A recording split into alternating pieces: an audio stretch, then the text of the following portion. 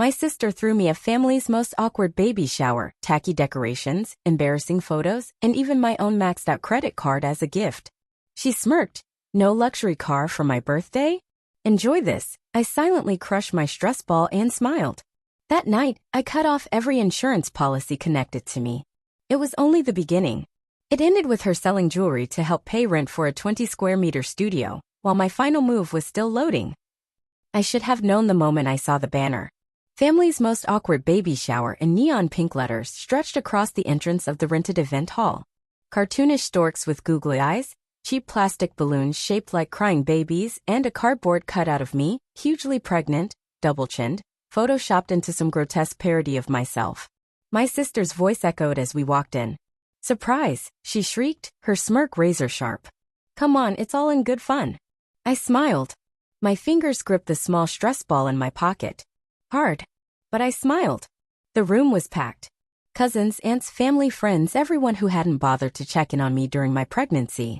Everyone who hadn't offered a single helping hand. And yet here they were, laughing, snapping pictures, posting on Instagram with hashtags like #FamilyLove and #BestSisterEver. The tables were covered in tacky, glitter-coated decorations. Baby bottles as centerpieces. Pink and blue confetti. And right in the middle, a massive cake shaped like a luxury car. My sister circled me like a shark. "Since you didn't get me a car for my birthday," she whispered, her breath sweet with champagne, "I thought I'd return the favor." Her eyes glittered with cruelty. I said nothing. Just squeezed the stress ball a little tighter. Then came the gifts. One by one, people placed presents on the long table. Diapers, onesies, baby books. And then my sister's grand finale. She handed me a card with a dramatic flourish. "Open it," she said, loud enough for the entire room to turn and watch. I opened the envelope. Inside was a receipt. My credit card statement. Maxed out. Thousands of dollars spent on the decorations, the venue, the catering. All charged to my personal card. The one I had once given my mother for emergencies. The same card I had repeatedly asked to be removed from all accounts months ago. The crowd laughed. Someone clapped. My mom giggled behind her wine glass. My sister leaned in again, her voice sugar-sweet but venomous underneath. "Well, you've always been the generous one. We thought you'd want to contribute." I smiled wider. My jaw tightened just enough for her to notice. "Of course," I said softly. "They thought I'd break. Cry. Maybe storm out." That was their second mistake. I stood there for the rest of the evening, politely nodding, accepting fake compliments, thanking guests for their generosity. My sister bathed in the attention, basking like the queen she thought she was. But while they celebrated, I was already counting. Counting every account. Every policy. Every signature that still had my name attached to it. By the time I got home that night, I had my laptop open before I even took off my coat. This was only the beginning. It wasn't the first time. That's the part that made my skin crawl as I sat at my kitchen table, laptop open, fingers flying across the keyboard. My husband had offered to help, but I shook my head. This part one needed to do alone. Because this had been building for years. My sister, Madison, always knew how to take without asking. And my family? They always knew how to let her. I was 13 when it started. Madison was the difficult one, so naturally I had to be the strong one. My parents' words, not mine. When she crashed Dad's car at 16, I gave up my summer job savings to help cover the deductible. When she dropped out of college for a mental reset, I co-signed her lease because family sticks together. When I got pregnant, they barely acknowledged it. No excited calls. No offers to help. My mother simply said, "You'll handle it. You've always been good at managing." Madison? She got a spa weekend to relax from all the stress of becoming an aunt. The worst part? I kept giving. Quietly. Obediently. My credit card was used so many times under the guise of just temporary that the monthly statements no longer surprised me. I paid off bills I never incurred. Covered vet visits for Madison's designer dog. Even paid for Mom's botched kitchen renovation after the contractor doubled his price mid-project. Each time they said the same thing. "You're the stable one. You can afford it. You're so responsible." And I believed them. Because they were family. Until the night my husband and I sat down and added up the totals. I was 5 months pregnant then. Exhausted. Swollen feet. Living off ginger tea and anxiety. And staring at the spreadsheet made my stomach twist harder than any morning sickness. $78,400. $78,400. That's what I had quietly funneled to my family over the past 4 years. Madison alone accounted for over 45 of it. My mother's emergencies weren't far behind. I should have cut them off that night. I almost did. But then my sister called sobbing. Please, just help me this one last time. It's the down payment for a new SUV. I can't drive my old car with the baby coming. Her baby? The one she wasn't even pregnant with. I transferred the money. Like a fool. When I announced my pregnancy, I naively hoped things might change. Instead, my mother offered advice on how not to gain too much weight, while Madison made sure every conversation shifted back to her birthday, her boyfriend, her yoga certification.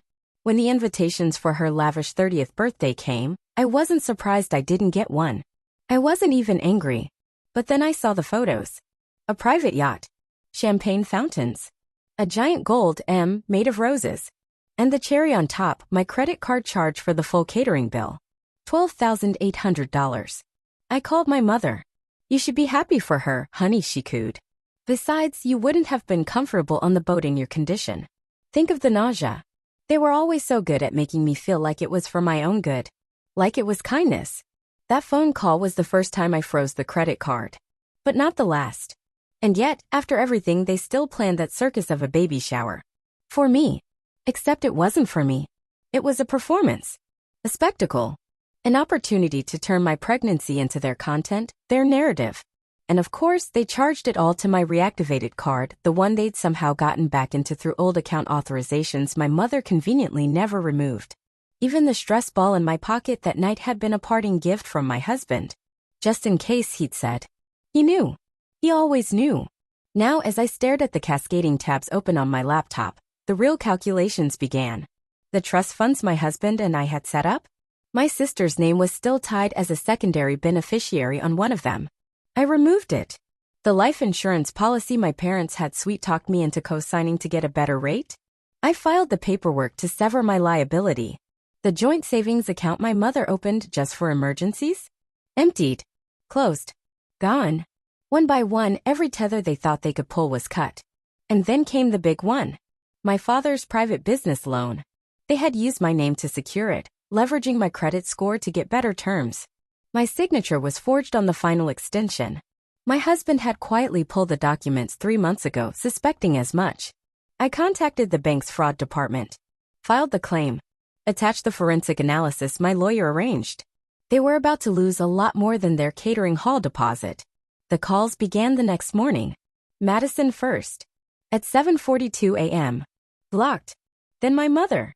6 calls in the span of 15 minutes. I let them ring. By noon, my husband texted me from work. They just showed up at the house. Should I answer?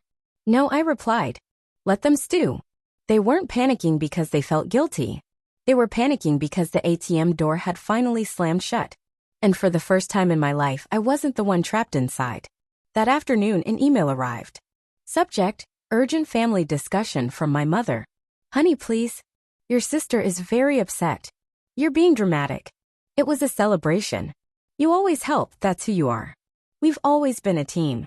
Don't let this one misunderstanding destroy the family. Destroy the family. I laughed. No. I wasn't destroying it. They had been doing that for years. I was simply turning off the lights. The voicemail from Madison came at 5:16 a.m. Her voice was breathless then. You need to answer. This is insane. I just got off the phone with the bank. They're saying the accounts are frozen. The loan is flagged. You can't do this, I have a child on the way. I listened to it twice. Then deleted it. She didn't even hear herself. Her child? My pregnancy didn't seem to exist for them unless it was good for a photo op. But now they suddenly discovered what family meant. My phone lit up again. Blocked. The group chat was a graveyard of unread messages. We can fix this. You're taking this too far. Mom's crying. Always the same script. By noon, I sat at the kitchen table, one hand resting on my growing belly, the other scrolling through the incoming fallout like a spectator at my own quiet revolution. Then came the letter. The one that shifted everything. My lawyer forwarded it with a short note. They moved faster than I thought. Here we go. Inside, an official demand for settlement. My father's loan, the one forged with my stolen signature, was now in default due to my fraud complaint. The business line of credit frozen. Collateralized assets under investigation. Pending criminal charges possible. And the kicker? Their personal house had been cross-collateralized to secure the business expansion.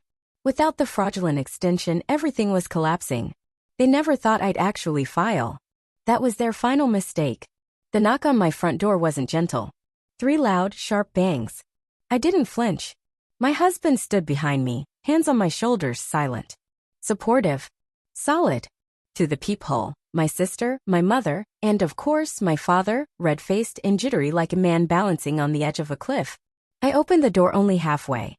The silence stretched first. Madison was the first to crack. You have to stop this. Her voice cracked. No more smugness. No more power. Just desperation.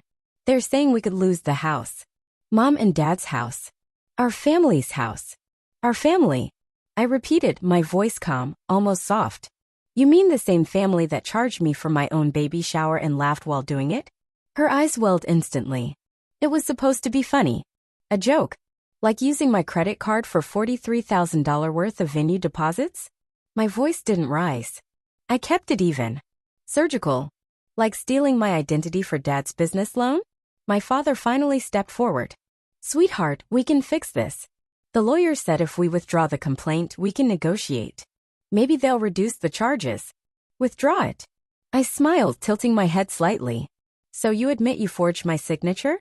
He froze. Even my mother's hand shot up instinctively. No one forged anything. It was a misunderstanding. You knew about the expansion. I cut her off. Sharp. Precise. I didn't. And you know it. Her mouth opened and closed like she couldn't find the next lie fast enough. You've always helped us, she whispered finally, her voice shaking now. This is who you are. The responsible one. The strong one. And that's exactly why you thought you could break me. My hand instinctively rested again on my stomach, grounding me. But you didn't. And you won't. The silence outside my door hung heavy. Madison was now outright crying. You'll ruin us, she gasped. Do you understand that? We'll lose everything. I finally leaned forward, my voice barely above a whisper. You already did. Then I closed the door. No slamming. No screaming. Just the cold, definitive click of the lock sliding into place. By the next morning, the legal filings were public. Local business journals picked it up first. Fraud allegations rock father's company amid loan scandal. The messages shifted tone instantly. Please call us, you can't expose this. The media is calling now. We'll pay you back. Now they cared about repayment. Now they cared about my phone number. I made breakfast. Ate in silence. The baby kicked softly beneath my ribs. And for the first time in months, maybe years, my chest wasn't heavy. 2 days later, my husband sent me a screenshot from social media. Madison had listed several pieces of jewelry online. Quick sale. Authentic pieces. Need gone ASAP. Serious buyers only. Desperation had begun its slow march. My mother tried one last email. Long, tearful. Full of faux wisdom about family legacy and forgiveness. I didn't even finish reading it. Instead, I opened my financial app one last time. Reviewed every account, every file, every liability that used to bind me to them. All cleared. All severed. Their safety net was gone. And this time it wouldn't come back. This was only phase 1. My final move was still loading. The unraveling came faster than even I expected. By Monday morning, their world was bleeding from every seam. The bank froze my parents' remaining assets. Madison's accounts were flagged due to the identity theft investigation. Her fiancé's credit card got declined at a grocery store. She posted about it online, still playing the victim, hashtagging it #family betrayal. The comments weren't kind. People knew. Word spread fast. Then the eviction notice hit. Their suburban castle, the house they hosted every holiday in, the same house where I once sat silent at family dinners as they laughed at my overreactions, now sat under bright orange foreclosure tape. The neighbors whispered.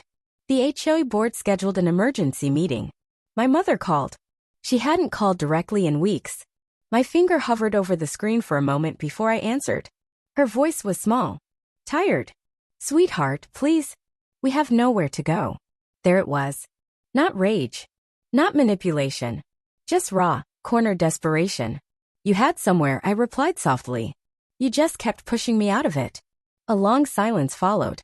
Then a whisper. You're pregnant. You shouldn't be carrying all this anger. I actually laughed. A sharp, bitter sound. I'm not angry anymore, Mom. I'm free. And I hung up. The headlines weren't kind either. Local news dug deeper than I anticipated. Daughter's fraud lawsuit exposes years of family financial abuse. Pregnant woman fights back after sister's lavish baby shower becomes crime scene. Crime scene. The phrase made my stomach twist with dark satisfaction. My inbox flooded. Journalists. Advocacy groups. Even distant relatives crawling out of the woodwork, pretending to finally see my side. Too late. Then came Madison's final stunt. She posted a video online, shaky, crying, mascara streaking. My sister, the one who I threw a beautiful baby shower for, has destroyed our family out of spite. She's trying to ruin my life while pregnant.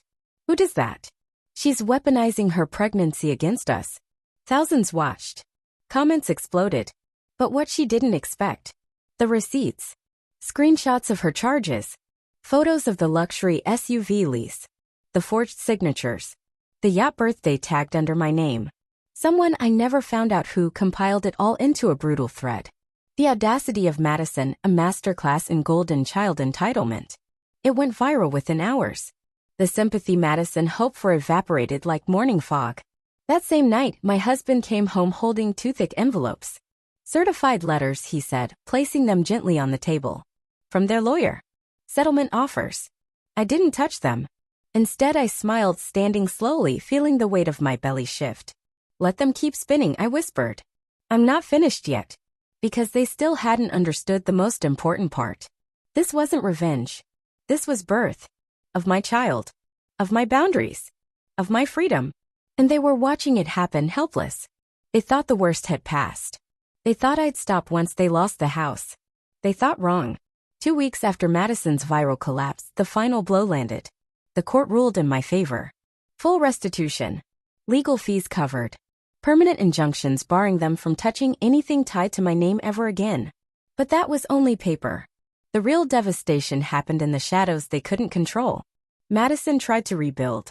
She posted heavily filtered photos of herself smiling in that 20-square-meter studio apartment she now called my cozy sanctuary. A single air mattress, 2 folding chairs, a cheap plastic table from a discount store. She even tried to spin it as minimalist living. But the comments betrayed the reality.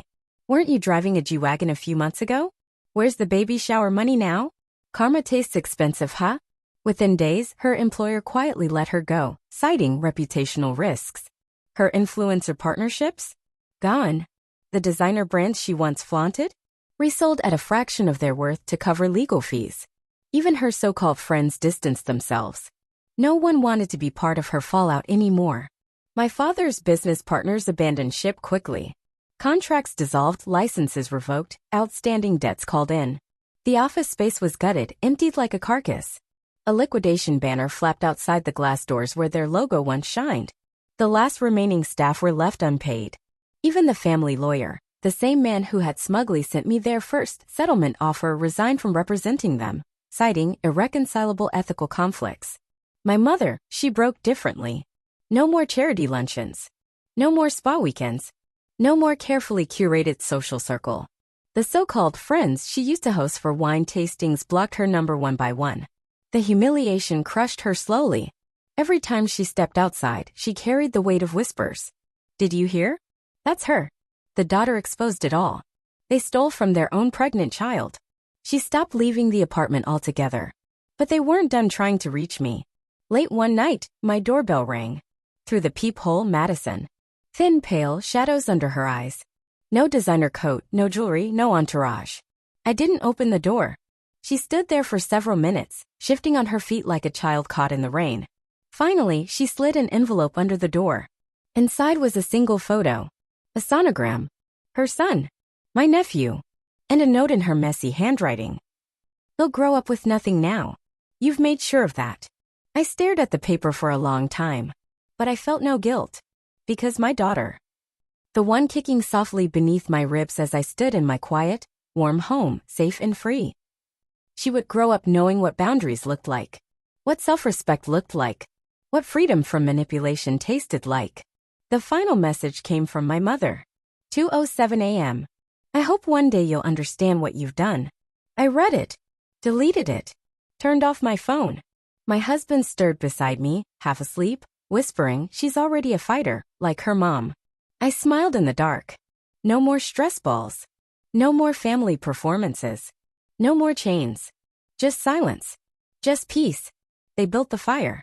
I simply let it burn. And I was finally warm.